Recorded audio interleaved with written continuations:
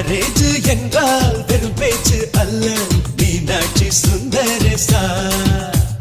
வில்லேஜில் போய் கல்யாணம் பாரு மீனாட்சி சுந்தரேசா வாங்க வாங்க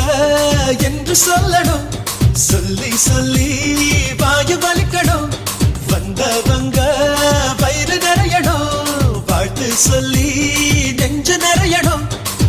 ஒரு நாள் கூத்து என்புதான் இந்த கல்யாணத்தை உனக்கு யாரு சொன்னது